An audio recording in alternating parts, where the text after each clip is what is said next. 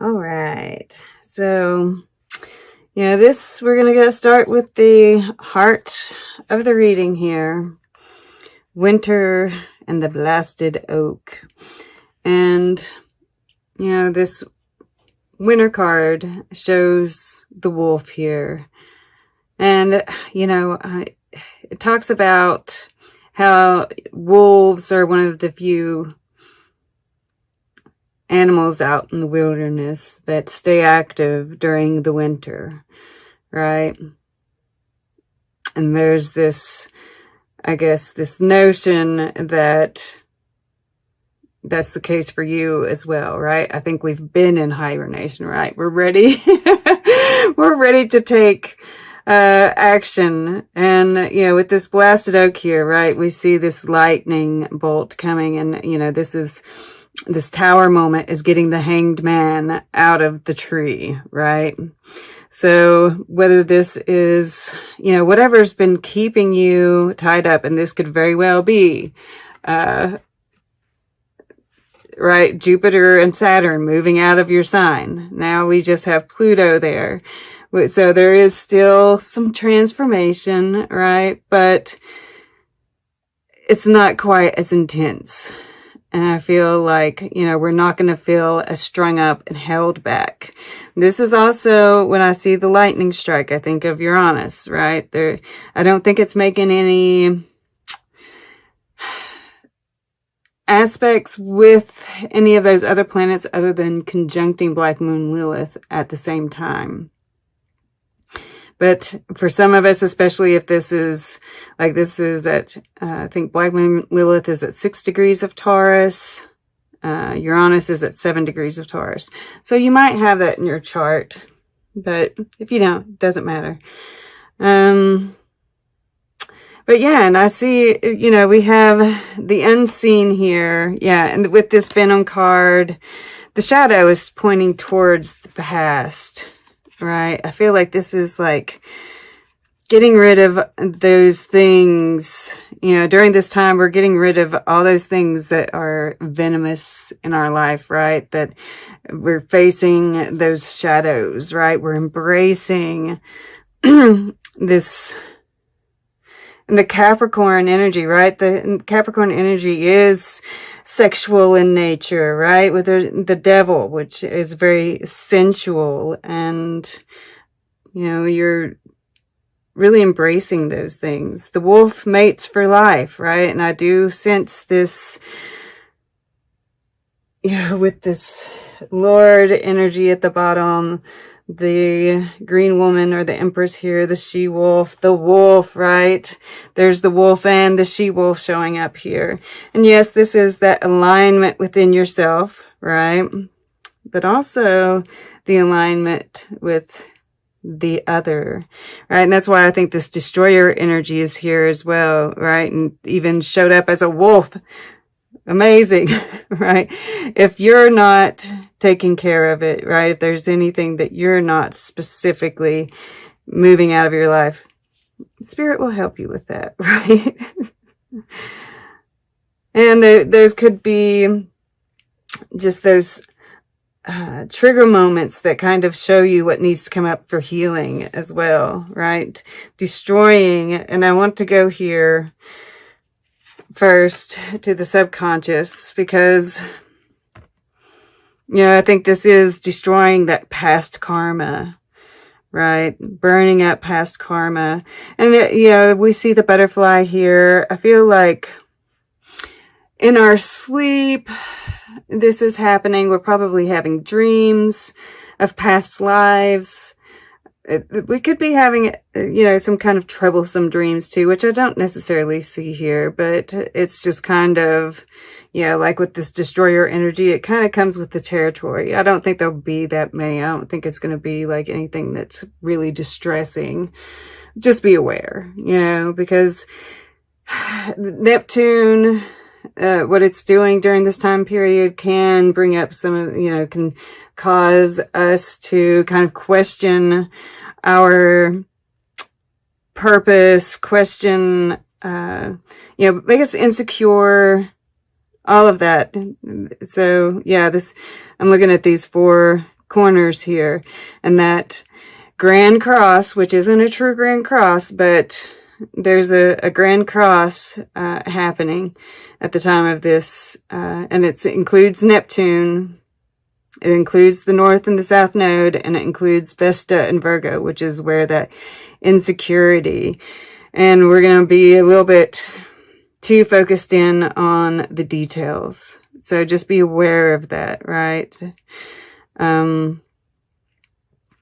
But, you know, him showing up here, I'm really getting, like, I started thinking about the movie The Right Stuff, and there is a new series on Disney, which I haven't watched myself. I just know that it's there, but it's about one of the first missions to the moon and such. And I don't know how it happened that some of those astronauts visited one of these Aboriginal tribes in Australia, and they were like, yeah, we've been out in outer space. Yeah, we, you know, their elder had been, and there was a problem with the space capsule. I can't remember exactly what it was, but they're talking about it. And in the movie, they show this Aboriginal tribe, like, doing, because they were going to, you know, help him, right? That was part of their talk with the astronaut. And I don't know if the elder got some vision that he needed help, but they start doing this, I guess some kind of tribal dance, a ritual, and they have this bonfire going, and they're blowing up the fire, and these sparks are flying up and then up in space. You know, in the movie they show it happening, you know, in real time, right? These are happening at the same time. I don't know that would be the case, but this is true fact that he was seeing these, like, sparks, and he kept on saying it's like a bunch of lightning bugs, and it continued for an hour or so, right? It wasn't just a few seconds, a few minutes. It was quite a length of time. And they still don't know what it was. But I just, you know, I feel like this help is being given to you. And I think it's going to show up in magical ways in your reality. So stay open and watch for those kind of like small miracles, right? But if you do meditation, you're connecting. There's healing. There's healing done to the DNA, right? And then, this is so beautiful. I just love to see you wearing this energy, right? The destroyer, the wolf, the primal aspect of yourself, right? That Black Moon Lilith, the shadow feminine, completely embracing it. And this just makes you more divine, right? With this green woman here, right? We see this like image here, which once again, you know, it's like just being completely open with that sexuality, that part of you.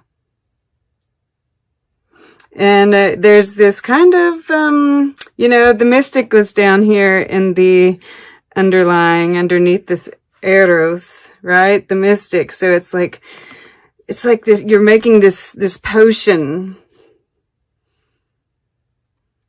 Yeah, I really get like some witchy vibes here, some, you know, and even if you're not, you know, just, you don't have to be to have that kind of earthy, sensual, like mixing a concoction. You know, this is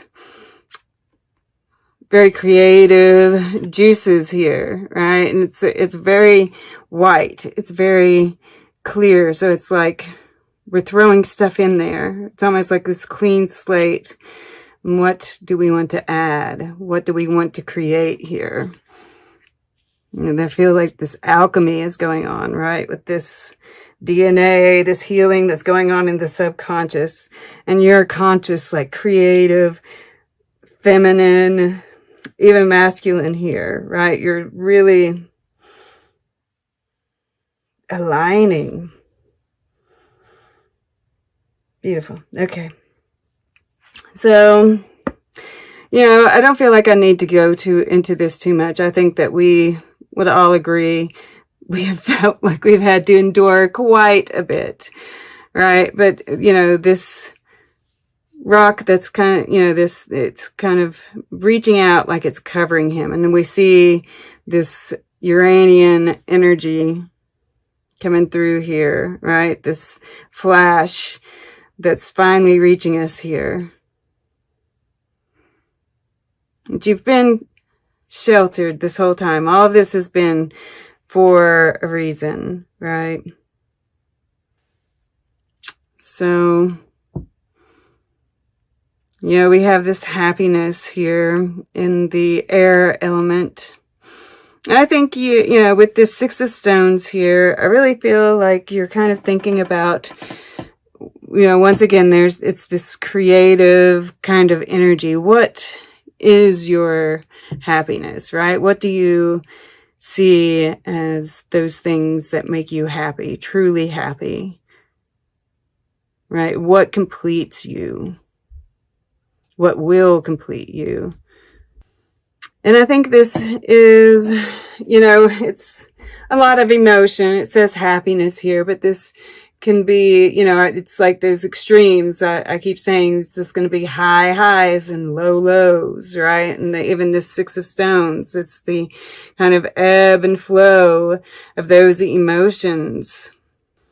So whatever we feel, it's going to be intense, right? Well, and I say feel, and over here is the water element. But I think, what we think about right now is producing emotions. And here in the earth element, this Six of Stones, right? It's this give and take. And I think there is this looking at our relationships, right? This is what's going on in your material world. And even your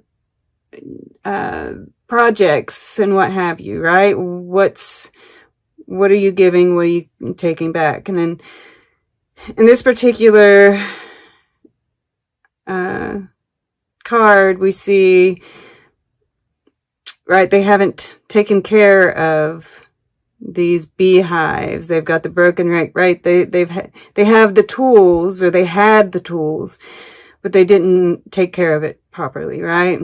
So it's kind of like looking at, what hasn't been cared for, right?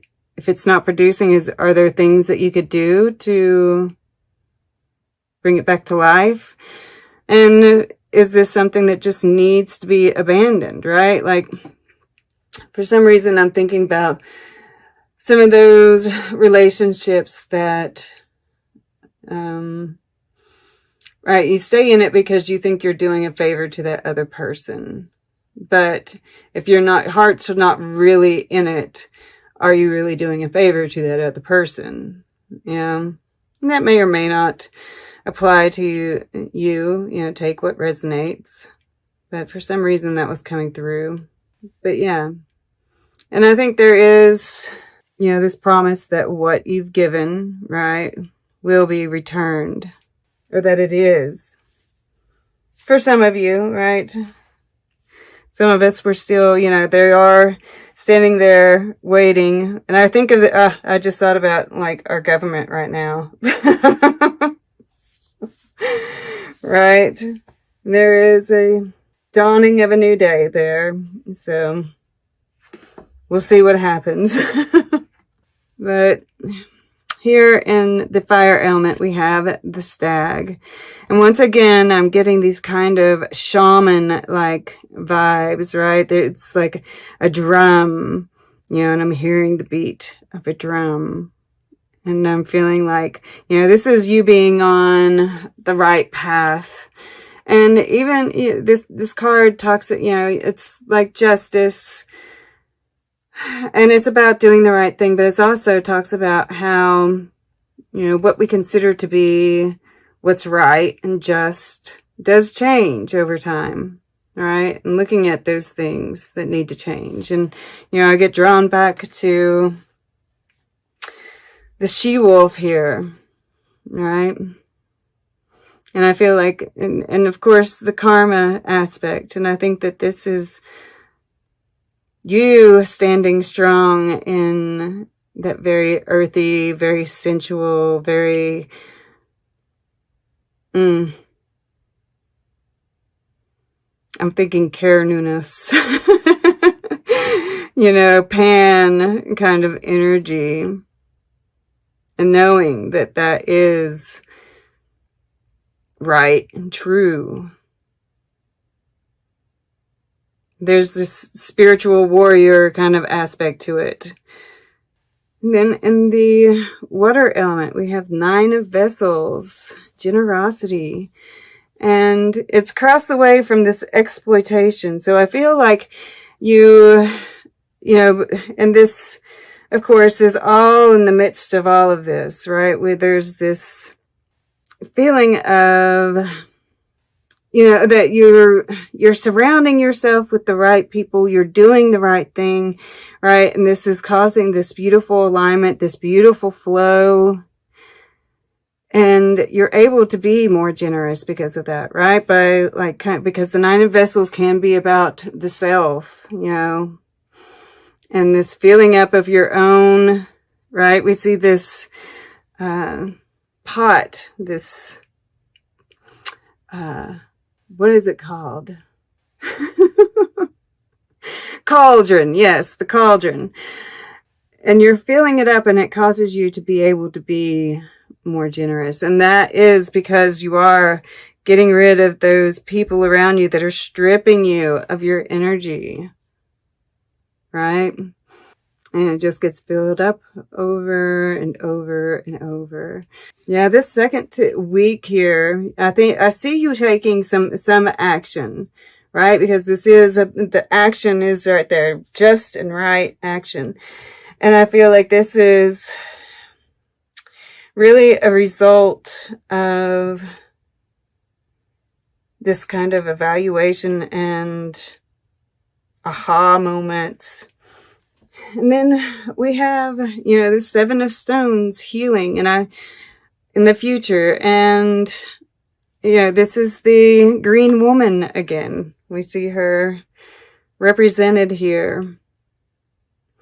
And I feel like this is healing on a lot of, you know, I feel like this is harvest, right? And healing in the fact that you're starting to get some return, right? You're starting to see the fruits of your labor in many different aspects, right? And the healing on the spiritual level,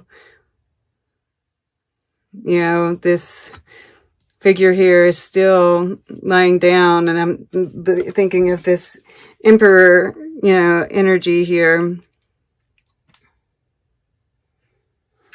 And they even kind of look a little alike, don't they? A little bit.